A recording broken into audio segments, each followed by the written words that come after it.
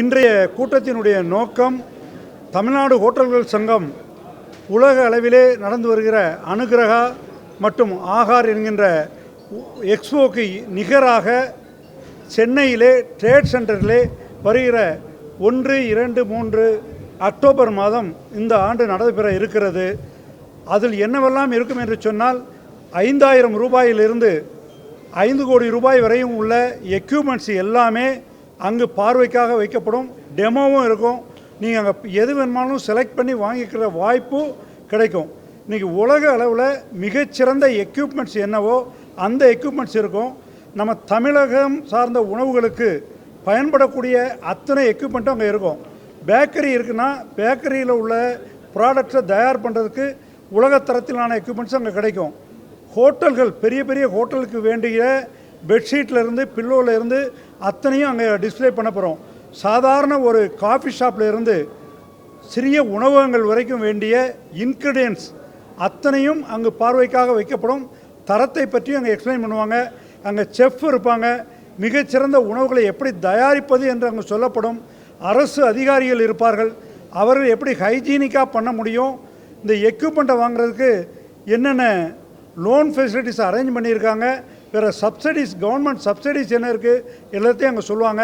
எல்லாவற்றுக்கும் இந்த விற்பனைக்கு அங்கே வைக்கப்படுகிற பொருளை வைக்கின்ற மேனுஃபேக்சரருக்கு ஒரே இடத்துல தமிழ்நாட்டில் இருந்து வரக்கூடிய ஏறக்குறைய 5 லட்சம் சம்மந்தப்பட்ட உணவுத்துறையில் இருக்கிறவர்கள் அங்கு வருவதற்கான வாய்ப்பு இருக்கும். அத்தனை பேருக்கும் ஒரே நேரத்தில் அவங்க எக்யூப்மெண்ட்டை பற்றி எக்ஸ்பிளைன் பண்ணுற வாய்ப்பும் அங்கே கிடைக்கும். நம்ம ஓட்டல் உரிமையாளர்களை பொறுத்தவரையில் உலகமெல்லாம் சுற்றி வாங்க வேண்டிய பொருள்களை ஒரே மேடையிலே ஒரே இடத்தில் பார்த்து பரிசோதித்து வாங்குவதற்கான அரிய வாய்ப்பு அங்கே கிடைக்கும். அதுதான் குறிப்பான விஷயம். இப்போது கடைசி நாள் அன்றைக்கு நாங்கள் உணவு தந்தை என்று போற்றப்படுகின்ற திரு தாமோதரசாமி நாயுடு அவர்களுடைய பிறந்த நாளை 3ஆம் தேதி மாலை விமர்சையாக கொண்டாட இருக்கிறோம். இப்போ உங்கள் கேள்விகள் எதாக இருந்தால் நீங்கள் கேட்டிங்கன்னா அதுக்கு நாங்கள் பதில் சொல்கிறதுக்கு ரெடியாக இருக்கிறோம். அதாவது இன்றைக்கி பெரும்பான்மையான உணவுகள் மூடப்பட்டிருக்கிறது சரியான தகவல்களில் ஒரு சில சிறிய உணவகங்கள் மட்டுமே தான் மூடப்பட்டு இருக்கிறது. மற்றவங்களாம் பார்த்திங்கன்னா இன்றைக்கி சின்ன உணவகங்கள்லாம் பெரும்பாலும் ஃபயர்வுட்டை வச்சு மேனேஜ் பண்ணுறாங்க. இன்றைக்கி கூட காலையில் பார்த்தா நம்ம டிரைவர் சொன்னாப்படி நான் இன்றைக்கி சாப்பிட்டு வந்தேன், 12 ரூபாய்க்கு ஒரு இட்லி கிடைத்தது, மிகவும் நன்றாக அந்த இட்லி இருந்ததுன்னு சொல்லிட்டு எங்கன்னா மவுண்ட் ரோடு பக்கத்தில் அந்த மாதிரி எந்த விலைக்கு யார் சாப்பிட விரும்புகிறார்களோ அந்த விலைக்கு உணவுகள் கிடைத்து கொண்டு இருக்கிறது. எல்பிஜி விலை உயர்வு உண்மையான ஒரு பிரச்சனை தான். அதனால் சிலிண்டர்ஸ் எல்லாம் இன்றைக்கி 2 மடங்கும் 3 மடங்கும் உயர்ந்திருக்கிறது. அரசாங்கம் சப்ளை பண்ணுகிற சிலிண்டர், அதாவது ஐஓசி, அந்த பாரத் பெட்ரோலியம் போன்ற கேஸ் கம்பெனிகள் 165 விழுக்காடு விலை உயர்வு இருக்கிறது. பிரைவேட் கேஸை பொறுத்தவரை 265 விழுக்காடு அவர்கள் உயர்த்தி இருக்கிறார்கள் அந்த விலையை. ஆனால் இதே விலை உயர்வை ஹோட்டலில் உயர்த்த முடியாது. பெரிய உணவகங்கள் கூட 5லிருந்து 10% தான் விலையை உயர்த்தி இருக்கிறார்கள். மற்றபடி நேர கட்டுப்பாடு, கடை திறக்கின்ற நேரத்தை கொஞ்சம் மாற்றி வைத்தும் எந்த நேரத்தில் எந்த உணவு அதிகமாக விற்பனையாகிறதோ அந்த உணவுகளையெல்லாம் அந்த நேரத்தில் கொடுத்துவிட்டு மிக குறைவாக விற்பனையாகின்ற உணவை குறைத்து கொண்டும் தங்களுடைய தொழிலை அந்த செலவை குறைச்சிட்டு இருக்கிறாங்க. இன்னும் கேஸ் கன்சம்ஷனை ரொம்ப கம்மி பண்ணி அந்த விலை உயரை கண்ட்ரோல் பண்ணி வச்சுட்டு இருக்கிறாங்க. சார், உலக வரலாற்றில் பார்த்தீர்கள் என்று சொன்னால் ஏறிய அளவுக்கு எந்த விலையும் உயர்ந்ததாக சரித்திரமே இல்லை. இப்போ நம்ம கண்ணுக்கெட்டை தொலைவு விலைக்கும் பார்க்குறோம். இந்த விலை உடனடியாக குறைவதற்கு எந்த வாய்ப்பும் இல்லை. ட்ரம்ப் அவர்கள் மனநிலையில் மாற்றம் ஏற்பட்டு அமெரிக்கா வேறு முடிவை எடுத்தால் தவிர இந்த விலை உடனடியாக குறைவதற்கான வாய்ப்பே இல்லை. இப்போ திருப்பியும் பார்த்திங்கன்னா ஒரு 10% குறையலாம். 165%, 265% உயர்ந்த கேஸ் 10% குறைஞ்சா பெரிய விஷயம். ஆயிலும் அதே மாதிரி தான், ரெண்டும் குறையிறதுக்கு வாய்ப்பு இல்லை. இதே அளவுக்கு குறைந்தால் நிச்சயமாக நாங்கள் குறைத்துக் கொள்வதற்கு தயாராக இருக்கிறோம். இந்த அளவுக்கு நாங்கள் யாரும் விலையை உயர்த்தலை, மினிமம் ரேட் தான் உயர்த்தி இருக்கிறோம். திருப்பி அந்தளவுக்கு குறைஞ்சா கண்டிப்பாக குறைக்க தயாராக இருக்கிறோம். அதாவது எக்ஸ்போஸ்க்கு இங்கே B2Bன்னு சொல்லுவாங்க. அதாவது அங்கே எக்ஸ்பிட்டார்ட்ட பர்ச்சேஸ் பண்ணக்கூடியவங்களை தான் அதில் முன்னுரிமையே கொடுக்குறோம். இந்த முதல் ஆண்டு என்பதனால எந்த கட்டணமும் நாங்கள் வசூலிக்க போகிறது இல்லை. ஆனால் ரிஜிஸ்ட்ரேஷன் கம்பல்சரி. ஏன்னா யாரெல்லாம் வர்றாங்கன்னு எங்களுக்கு தெரியணும், அவங்கள தான் உள்ளே அலோவ் பண்ண முடியும். ஏன்னா எங்கள் கூட்டம் சேர்க்கிறது பெரிய முயற்சி இல்லை. எங்கள் உறுப்பினர்கள் யாரெல்லாம் வாங்க விரும்புகிறார்களோ, உறுப்பினர் இல்லாதவர்கள் கூட அங்கே ஏதாவது பர்ச்சேஸ் பண்ணணும், ஒரு விவரத்தை தெரிஞ்சுக்கணுன்றவங்களுக்கு அங்கே தெரிந்து கொள்வதற்கான வாய்ப்பை கொடுப்பது தான் முக்கியமானது. லோக்கல் ப்ராடக்ட் எந்த அளவுக்கு சொல்லணும்னு கேட்குறீங்க. இப்போ கூட நான் அண்மையில் சென்றிருந்த போது கோயம்புத்தூர்லேருந்து எங்களுக்கு தேவையான ஒரு சில பொருட்களை இந்த மாதிரி நீங்கள் தயார் பண்ணி கொடுக்க முடியுமான்னு கேட்டிருக்கிறோம். அவங்க தயார் பண்ணி தாரோன்னு சொல்லி உத்தரவாதம் கொடுத்துருக்குறாங்க. நிச்சயமாக லோக்கல் பொருட்கள் நிறைய விற்க வாய்ப்பு இருக்குது. இன்றைக்கி சூழ்நிலை விறகடுப்பு கூட கரி இல்லாமல் எப்படி அதை புகை இல்லாமல் எரிப்பது என்பதை பற்றி கூட டெமோ இருக்குது. நிறைய ரிசர்ச் பண்ணிகிட்ருக்குறோம். அவங்களும் அங்கே டிஸ்பிளே பண்ணதுக்கு வர்றாங்க. அந்த ப்ராடக்ட்டும் இருக்கும். அதே மாதிரி வேஸ்ட் ஆயிலில் இருந்து எப்படி நம்ம எரிபொருளாக அதை மாற்ற முடியுங்கிறத பற்றியும் ஒரு ரிசர்ச் நடந்துகிட்ருக்குது. நிறைய ஹோட்டலில் இப்போ பைலட் ப்ராஜெக்டாக ட்ரையல் பார்த்துட்ருக்குறோம். அது சக்ஸஸ் ஆச்சுன்னா அதையும் அங்கே வச்சு நாங்களே ரெக்கமெண்ட் பண்ணி விற்கிறதுக்கு வழி இருக்கும். நிச்சயமாக தமிழகத்தில் தயாரிக்கப்படுகின்ற பல எக்யூப்மெண்ட்ஸ் வந்து சேல்ஸுக்கு அங்கே ஒரு வாய்ப்பை ஏற்படுத்தி கொடுக்கப்படும். இக்கட்டான சூழலில் நீங்கள் ஹோட்டல் நிறைய இடங்களை திறந்திருக்கு, அதுக்கு ஒரு பாராட்டுகள். குறிப்பாக இந்த மாதிரி எக்ஸிபிஷன் வைக்கிறது உண்மையாலுமே வரவேற்பு தகுந்த ஒன்று. ஏன்னா வெளிநாடுகள் மட்டும் போயிட்டு இருந்த சூழல்ல டெல்லி போன்ற இடங்கள் இருக்கு. நம்ம நாட்டிலையும் இந்த புதுசா தொழில் தொடங்குறதுக்கு ஒரு வாய்ப்பு இருக்கு. நம்ம கேட்கறதுன்னா இப்ப புதுசா இந்த ஸ்டார்ட் அப் கம்பெனி எல்லாம் இருக்கும்போது அவங்க இந்த பசங்களுக்காக என்ன பண்ண போறீங்க அந்த உற்பத்தி இந்த இதுல. அதே மாதிரி விவசாயிகள் இன்னைக்கு பாத்தீங்கன்னா ஒவ்வொரு டைம்லுமே விவசாய பொருட்கள் கம்மி விலைக்கு வருது. அந்த இடத்துல ஹோட்டல் தொழில் தான் கை கொடுக்கும். இந்த நிலையில பார்த்தோம்னா எல்லா ஹோட்டலும் முடிஞ்சது விவசாய பொருட்கள்லாம் நிறைய அவங்களும் நாட்டாங்க. இன்னைக்கு பேஸே விவசாய பொருள் வந்தாதான் ஹோட்டல் தொழில் இருக்கு. இப்போ அவங்களுக்கு என்ன பண்ண போறீங்க, அதே போல இந்த இளைஞர்களுக்கு என்ன பண்ண போறீங்கன்னா அவங்களுக்குன்னு ஒரு அரசு தான் பண்ணல, அரசு தான் ஒரு நிர்ணயம் பண்ணலன்னா நீங்க நினைச்சா பண்ண முடியும். ஏன்னா அதிகமான பொருட்களை விவசாயிகள் இருந்து வாங்குறது நீங்க தான். அவங்களுக்காக ஏதாவது ஐடியா இருக்கா உங்க தமிழ்நாடு ஹோட்டல் அசோசியேஷன் சார்பா? இந்த உணவு திருவிழாவில் அவங்களுக்கான முக்கியத்துவம் எந்த மாதிரி பண்ண போறீங்க? அதாவது இளைஞர்களை பொறுத்தவரை முதல் கேள்விக்கு உணவகத்துறையில் மட்டும்தான் அன்ஸ்கில்டு எம்ப்ளாயிமாங்க. பெரிய எந்த ஒரு ஸ்கில்லும் இல்லாத ஒரு எம்ப்ளாயி வந்தால் கூட வேலை வாய்ப்பை உடனடியாக கொடுக்குற ஒரே தொழிலகம் இண்டஸ்ட்ரி எதுனா ஹோட்டல் இண்டஸ்ட்ரி தான். அவங்க கொடுத்து நாங்களே பயிற்சியும் இலவசமாக கொடுத்து தங்குற நேரத்தில் அவங்களுக்கு உடை, உணவு, தங்குமிடம் மூணுமே இலவசமாக கொடுத்து பயிற்சி கொடுக்குறோம். இன்றைக்கி இருக்கிற ஆல் டிமாண்டில் அவங்க பயிற்சி எடுத்துக்கிட்டாங்கன்னா அந்த உணவு தான் கொடுக்கணும்னு அவசியம் இல்லை. இன்றைக்கி ஒவ்வொரு இடத்தையும் விளம்பரம் பார்த்திங்கன்னா ஒரு ஐடி இண்டஸ்ட்ரியில் கொடுக்குறத விட அதிக சேலரி பெறுற தொழில் எதுன்னு சொன்னால் உணவக தொழில் தான். இன்றைக்கி கூட எங்கள் இதில் இருந்து சாதாரண ஒரு சிறிய ஊர் தேனி, அங்கேருந்து விளம்பரம் கொடுத்துக்கிட்டே இருக்கிறாங்க. எங்களுக்கு ஆட்கள் தேவை, நீங்கள் ட்ரெயின் பண்ணி அனுப்புங்க, எங்கள் ஆள் உடனடியாக வேணும், நாங்களே ட்ரெயின் பண்ணுறோன்னு கூட.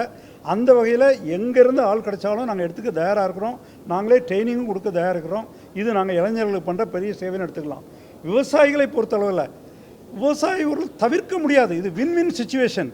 எவ்வளோ தயார் பண்ணாலும் நாங்கள் எடுத்தாகணும், நல்ல பொருள் இருந்தால். இல்லைன்னா நாங்கள் தொழில் பண்ண முடியாது. இது நாங்கள் உங்களுக்கு பண்ணுற சர்வீஸ் இல்லை, எங்களுக்கும் தேவை இருக்குது. அதனால் விவசாய பொருளில் தொடர்ந்து நாங்கள் கைவிட தயாராக இல்லை. நிறைய பேர்ட்டு அட்வான்ஸ் கொடுத்து வாங்குகிறோம். நல்ல பொருள் எங்கே இருந்தாலும் வாங்கிக்கிறோம். டைரெக்டாக ஃபார்மர்ஸ்லேருந்து வாங்க தயாராக இருக்கிறோம். இடைத்தரகர்கள் இல்லாமல் எங்களை அப்ரோச் பண்ணுறவங்ககிட்டலாம் ஹெல்ப் பண்ணிகிட்ருக்கோம். உங்களுக்கு தெரிஞ்சவங்க இருந்தால் கூட டைரெக்டாக எங்கள் ஹோட்டலில் அப்ரோச் பண்ண சொல்லுங்கள், நாங்கள் எல்லாம் வாங்கி கொடுக்க தயாராக இருக்கிறோம். சார், உலக நாடுகள்னு சொல்லும்போது நீங்கள் ஸ்வீடனில் இருந்தும் வரதுக்கு இருக்குது, சைனாவிலேருந்து வர இருக்குது, பல்வேறு நாடுகள். இட்டாலி, அதாவது ஐஸ்கிரீம் ப்ராடக்ட்னு எடுத்துக்கிட்டிங்கன்னா அவர் சொன்ன மாதிரி இட்டாலி போன்ற நாடுகளிலிருந்து நிறைய வரதுக்கு இங்கே தயாராக இருக்குது.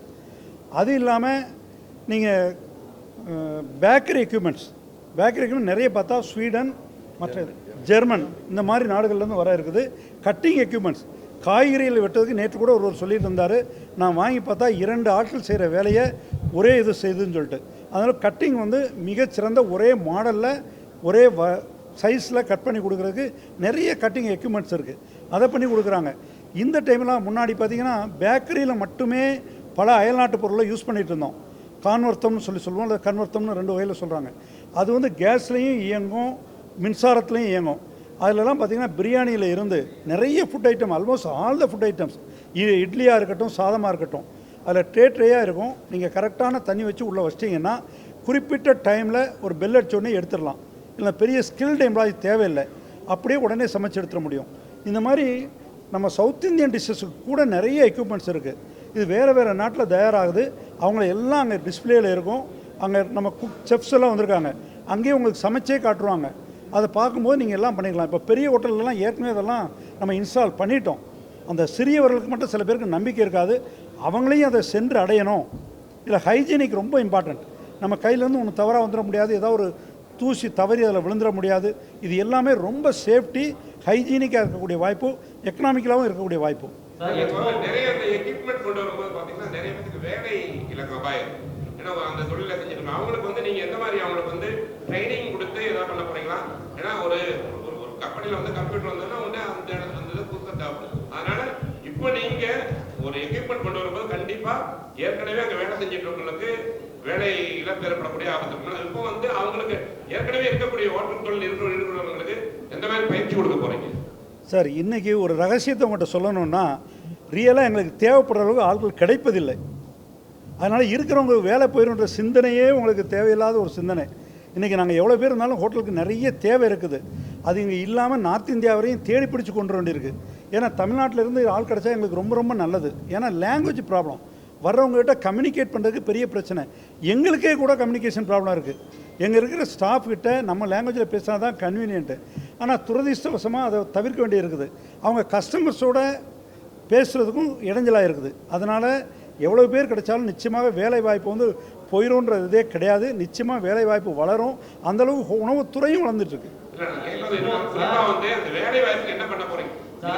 ஆளே கிடைக்கிறது இல்லைன்ட்டு இப்போ அவங்க தமிழ்நாடு கவர்மெண்டோ அல்லது வந்து வேற தனியார் வேலை வாய்ப்பு நிறைய நிறுவனங்கள் இருக்கு. இப்போ இந்த மாதிரி நிறைய கேட்குறாங்க. எந்த மாதிரியான வேலை வாய்ப்பு இந்த இது நிறைய பேர் வைப்பீங்களா? நாங்கள் வந்து நடத்த போறீங்களான்னு கேட்குறேன். கல்லூரிகளுக்கும் பள்ளிகளுக்கும் சேர்ந்து டைரெக்டாக ஆள் கிடச்சா எடுத்துகிட்டு இருக்கிறோம். நேரடியாக வர்ற ஆள் யார் இருந்தாலும் பெரிய திறமை கேட்டு பெரிய இன்டர்வியூலாம் கூட பண்ணுறதில்ல. நீ நல்லா வேலை செய்வா சரின்னு சொல்லி எடுத்து ட்ரையல் அண்ட் எரர் முறையில் எந்த வேலைக்கு அவங்கள ஃபிட் ஆவாங்களோ அந்த வேலையில் அவங்கள ஃபிட் பண்ண வைக்கிற துறை ஒரே துறை உணவகத்துறை தான். மற்றெல்லாம் பார்த்தா எனக்கு இதுக்கு ஆள் வேணும், அந்த ஸ்கில் இருக்கான்னு சொல்கிறத வாங்கி பண்ணுவோம். ஆனால் உணவகத்துறையில் மட்டும் யாராவது ஒருத்தர் வந்துட்டார்னா எந்த துறையில் அவரை ஃபிட் பண்ண வைக்க முடியும்னு பார்த்து கரெக்டாக அந்த துறையில் ஃபிட் பண்ண வச்சுக்கிறோம். இன்னும் ட்ரைனிங் கொடுக்குறதுக்கும் சென்ற கவர்மெண்ட்டும் சில ஸ்கீம்ஸ் வச்சுருக்குறாங்க. அதையும் பயன்படுத்தி ஸ்கில் டெவலப்மெண்ட்லேருந்து நாங்களும் ஸ்கில் டெவலப் பண்ணுறதுக்கும் தொழில் கொடுத்துட்ருக்கோம். சார், இப்போ சார் இந்த எக்ஸ்போவை பொறுத்த வரைக்கும் 5000 ரூபாயிலேருந்து 5 கோடி ரூபா வரைக்குமான எக்யூப்மெண்ட்ஸ்லாம் வரும்னு சொல்லியிருக்கீங்க. இப்போ தமிழ்நாட்டில் நடக்கக்கூடிய எக்ஸ்போ எவ்வளோக்கு தமிழ்நாட்டில் இருக்கக்கூடிய இந்த இண்டஸ்ட்ரீஸில் பயன்படுதோ அதே வகையில் இதில் ஏதாவது நமக்கு டிஸ்கவுண்ட் கிடைக்குமா? குறிப்பாக வந்து நீங்கள் எல்லாம் ஏற்பாடு பண்ணுறதால வெளியிலேருந்து வர்ற வெளிக்கட்டிலேருந்து வர்றவங்க கூட நீங்கள் அவங்களுக்கு வந்து ஏதாவது டிஸ்கவுண்ட் கொடுக்கணும் அப்படின்னு ஏதாவது வலியுறுத்துவீங்களா? கண்டிப்பாக இருக்குதுங்க. எப்படின்னு பார்த்தீங்கன்னா, ஒரு இதை சொல்லுவாங்க, ஒரு பென்ஸ் காரோ ஏதோ ஒன்று வாங்கும்போது ஒரு பர்டிகுலர் கம்யூனிட்டி எல்லாம் ஒன்றா சேர்ந்து வாங்குறதுனால அன்இமேஜினபிள் டிஸ்கவுண்ட் அந்த கம்பெனி கொடுக்க வேண்டி வந்தது. அதே மாதிரி இங்கே எங்கள் உணவு தொழில் சேர்ந்தவங்க அவ்வளோ பேரும் ஒன்றா இருக்காங்க. ஒரு எக்யூப்மெண்ட் வாங்குறதுக்கும் 5 எக்யூப்மெண்ட் வாங்குறதுக்கும் வித்தியாசம் இருக்குது. இதை குறிப்பாக நீங்கள் சைனாவில் பார்த்தீங்கன்னா அவன் கேட்கும்போது ஒரு பொருளை பார்த்து நீங்கள் என்ன விலைன்னா எத்தனை உங்களுக்கு வேணும்னு தான் அடுத்த கேள்வி கேட்பான். எத்தனை தொழில் வாங்குறோமோ அதுக்கு மாதிரி இருக்கும். நீங்கள் அமேசானில் கூட ஒரு ஆர்டர் போட்டிங்கன்னா 1ன்னு போட்டால் ஒரு விலை வரும், நீங்கள் 5ன்னு போட்டால் இன்னொரு டிஃப்ரெண்ட் ரேட் வரும். இதே முறையில் நாங்கள் எல்லாம் ஒன்றா சேர்ந்து அந்த பர்ச்சேஸை பண்ணுறதுக்கு இருக்கிறோம். அதனால் ஆட்டோமேட்டிக்காகவே அந்த குவான்டிட்டி டிஸ்கவுண்ட்டும் இங்கே வர்றதுனால இருக்கிற டிஸ்கவுண்ட்டும் கண்டிப்பாக கிடைக்கும். அதில் சந்தேகமே வேண்டியதில்லை. சார், இந்த இண்டஸ்ட்ரியில் நீங்கள் வந்து நாங்கள்லாம் தொழிலுக்கு வரும்போது ஒரு 25 ஆண்டுகளுக்கு முன்னாடிலாம் பார்த்தீங்கன்னா ஒரு சில நார்த் இந்தியன் ஃபேமிலிஸ் மட்டும்தான் ஹோட்டலுக்கு சாப்பிட வருவாங்க வீக்கெண்டுன்னு பார்த்தா. இப்போ அந்த கல்ச்சர் மாறி நம்ம மக்கள் கூட நிறைய சண்டேனா one day our kitchen closed அப்படின்ற ஒரு கல்ச்சருக்கு வந்திருக்கிறாங்க. 2 விஷயம், 2 பேரும் வேலைக்கு போகிறதுனாலையோ வீட்டில் குழந்தைய பார்த்துக்கனாலோ எதனாலையோ சமைக்கிறதுக்கு வாய்ப்பு இல்லாமல் போகிறது ஒன்று. 2வது ஒரு சேஞ்சுக்காக வேண்டி வெளியில் வந்து ஆகணுன்றது ஒன்று. 2வது அவங்க எக்ஸ்பெக்ட் பண்ணுற டிஃப்ரெண்ட் வெரைட்டி ஆஃப் ஃபுட்டு. இன்றைக்கி என்ன மாதிரி நினைச்சாலும் அந்த வெரைட்டி ஆஃப் ஃபுட்டு சாப்பிட முடியுது. அவங்க வீட்டில் அந்த வெரைட்டி ஆஃப் ஃபுட்டை ப்ரிப்பேர் பண்ணி சாப்பிட்றது வெரி டிஃபிகல்ட். கம்பேர் பண்ணிங்கன்னா அவங்க 2 பேருக்கு சமைக்கிறதுக்கு அவங்க ஆக்கக்கூடிய செலவை விட ஹோட்டலில் அந்த 2 பேர் வந்து ஸ்டார்ட் பண்ணாங்கன்னா அந்த செலவும் குறைவு, வெரைட்டியும் டேஸ்ட் பார்க்க முடியும். அதனால் இவங்க அந்த டெவலப்மெண்ட் வந்து ரொம்ப அதிகமாக இருக்குது. நீங்கள் என்ன தான் ஸ்மார்ட்டோ ஸ்விக்கின்னு வந்து டைரெக்டாக வீட்டில் டெலிவரி இருந்தால் கூட இந்த அட்மாஸ்பியரை என்ஜாய் பண்ணி எக்ஸ்பீரியன்ஸ் பண்ணி சாப்பிடக்கூடிய மக்கள் அதிகமாகிட்டே போகிறாங்க. இந்த உணவகத்துறை இன்னும் பெட்ரு எக்ஸ்பீரியன்ஸை கொடுக்கும், இன்னும் பெட்ரு வெரைட்டிஸை கொடுக்கும். அதனால் நிச்சயமாக ஒரு பெரிய நல்ல க்ரோத் இருக்குது.